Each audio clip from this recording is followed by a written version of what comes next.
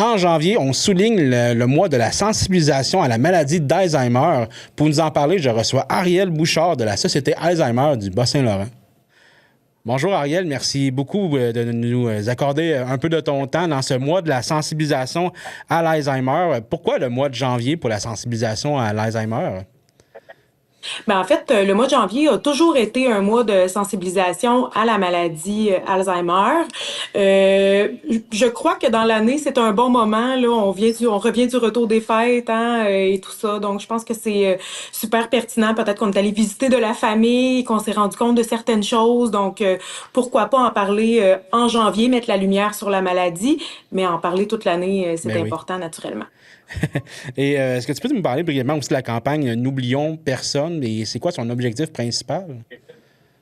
Oui, effectivement. À chaque année, le mois de janvier a une thématique, un message clé. Cette année, c'est N'oublions personne. Et nous, en fait, à la Société Alzheimer et également à la Fédération québécoise des sociétés Alzheimer, ce qu'on veut mettre en lumière, c'est que personne ne devrait avoir à vivre un trouble neurocognitif dans l'isolement. Donc, dans la solitude. C'est ça le message clé derrière la campagne cette année. OK. Et pourquoi aussi la stigmatisation est encore vraiment très présente dans les troubles neurocognitifs comme ça? En fait, j'ai l'impression que les gens, hein, c'est très tabou, très Mhm. stigmatisé encore. Il y a beaucoup de mythes, de fausses croyances autour des troubles neurocognitifs, et je pense que les gens qui sont personnellement touchés de près ou de loin, il y a cette espèce de crainte là. Il y a personne qui veut. Il y a une statistique qui dit effectivement là, qu'une personne sur quatre nomme qu'elle ne voudrait pas le savoir si elle avait un trouble neurocognitif, et je pense que ça a tout un lien derrière les fausses croyances, les idées préconçues, hein, de dire je veux pas oublier les gens que j'aime, je veux pas oublier qui je suis, et qu'est-ce que j'ai fait dans ma vie, qu'est-ce que j'aime faire. Donc, je crois que tous ces stigmas-là viennent renforcer les fausses croyances autour des troubles cognitifs. Mais oui, même que 53%, excuse-moi, des Canadiens craignent aussi de développer des troubles neurocognitifs. Dans le fond, sur le terrain, est-ce que c'est quelque chose que tu remarques aussi beaucoup des gens qui ont beaucoup de crainte d'en avoir, qui n'en ont pas, peut-être pas nécessairement encore, mais qui... Oui, effectivement, on le voit tous les jours, que ce soit dans un salon pour aînés, par exemple, les gens qui passent à côté de notre kiosque, hein, et qui veulent pas nous voir. Oh non, moi je suis correct, moi j'ai pas de trouble de mémoire. Les gens associent beaucoup trouble de mémoire aux troubles neurocognitifs. Et cette année, en janvier, là, on va avoir le 19 janvier pour être plus précis. Là, il va y avoir une conférence gratuite en ligne qui va venir aborder les 4 visages des troubles neurocognitifs. Donc, on va parler autant de l'aspect mnésique, hein, donc les troubles de mémoire, mais également langagière, visuelle, puis comportementale, qui sont d'autres angles des troubles neurocognitifs. Et notre but, c'est vraiment d'éduquer les gens pour les amener à être plus informés des autres signes précurseurs des troubles neurocognitifs, en fait. Oui, bien en fait, d'ailleurs, cette rencontre-là, que les gens peuvent assister par visioconférence, donc en Zoom, comment on fait pour pouvoir participer à ça? En fait, c'est très simple. Comme je l'ai dit, là, c'est gratuit. Ça va se passer de midi à 13h30 sur la plateforme Zoom. C'est simplement d'aller sur le site alzheimer.ca. Il va y avoir un lien pour s'inscrire. On va recevoir là, le lien la journée, quelques minutes avant. Là. Donc, de se brancher, comme on dit. Et l'année dernière, il y avait eu le même principe et la conférence avait été disponible en différé par la suite. Donc, pour les gens qui peuvent pas être présents sur les heures de diffusion, ça va être présent en différé là, sur notre site web. Ah, OK. Fait qu'au moins, les gens qui ne peuvent pas y assister vont pouvoir la revoir quand même, cette conférence-là. Là. Oui. Oui, effectivement, puis c'est de l'information hein, qui est toujours pertinente, pas seulement en janvier, mais tout au long de l'année. Là. Oui.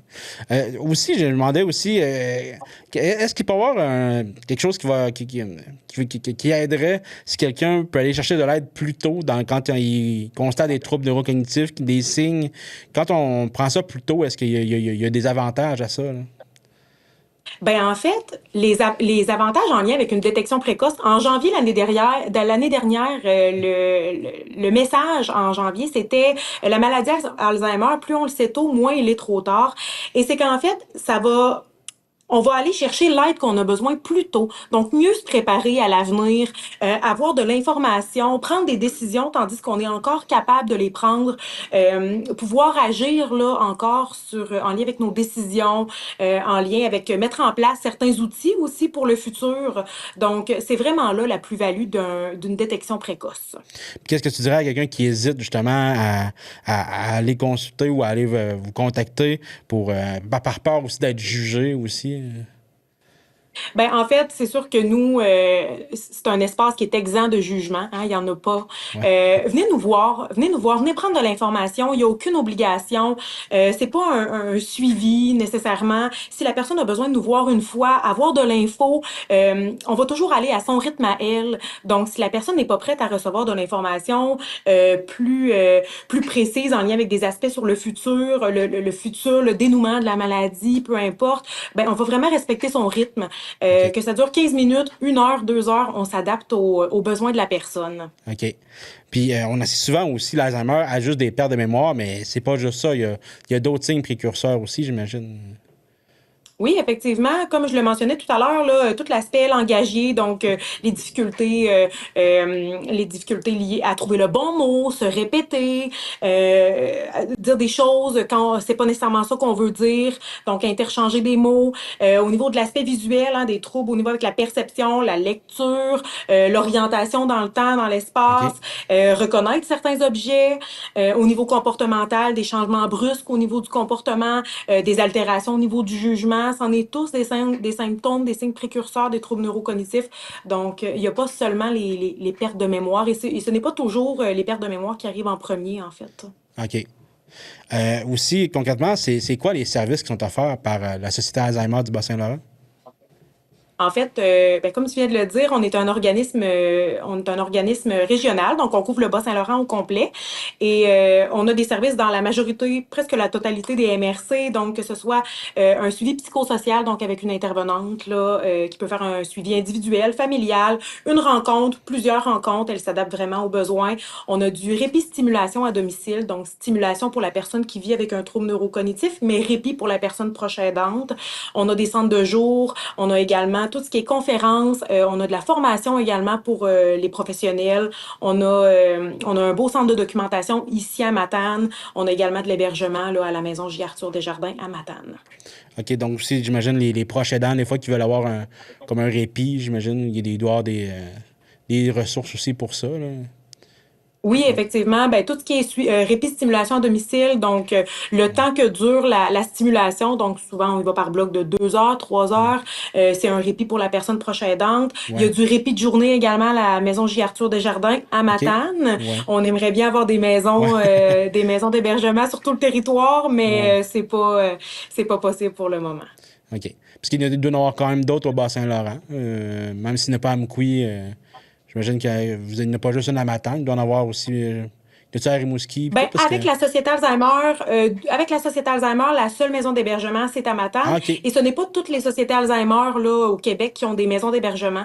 OK. Donc, c'est vraiment de s'informer. OK. Il y a peut-être d'autres organismes là, sur le territoire qui offrent du répit à Ouais. domicile, mais pas avec une maison OK. d'hébergement là, de notre côté. OK. Puis si tu avais un message aussi à lancer au public là, concernant le mois de la sensibilisation, là, ça serait quoi, là? Ben, en fait, moi, mon but, c'est vraiment de transmettre aux gens à quel point c'est important d'en parler. Euh, de venir déstigmatiser les mythes autour des troubles neurocognitifs, c'est en parlant avec notre famille, avec les gens qui ont des craintes, avec les gens qui ont peut-être un début de troubles neurocognitifs. C'est d'en parler, c'est d'informer la population. On a également on fait des ateliers dans les écoles de notre côté pour venir sensibiliser les jeunes qui ont des grands-parents, des Ben arrière-grands-parents oui. peut-être. Donc, c'est vraiment d'en parler, de briser les tabous, en fait. D'accord. Où est-ce qu'on peut trouver aussi? Ben, en fait, on va clôturer ça en disant, j'aimerais ça que tu nous dises où est-ce qu'on peut contacter la Société d'Alzheimer, puis aussi redonner aussi les informations pour la conférence du 19 janvier. Oui, pour le 19 janvier, effectivement, ça va avoir lieu. C'est une conférence en ligne, gratuite, de midi à 13h30, qui a lieu sur Zoom. Donc, on peut trouver les informations sur alzheimer.ca. Sinon, pour nous contacter, c'est dans le 418-562-2144. Ça va mener au bureau régional qui est à Matane, puis ensuite, on va pouvoir rediriger l'appel. Sinon, on est très actifs sur notre page Facebook, Société Alzheimer Bas-Saint-Laurent, tout ce qui est annonce de conférences, annonce de services. On met aussi des petites capsules informatives, donc c'est super interactif. Là. On invite les gens à nous suivre s'ils ont accès à Facebook. Parfait. Merci beaucoup, Ariel. Merci, Carl.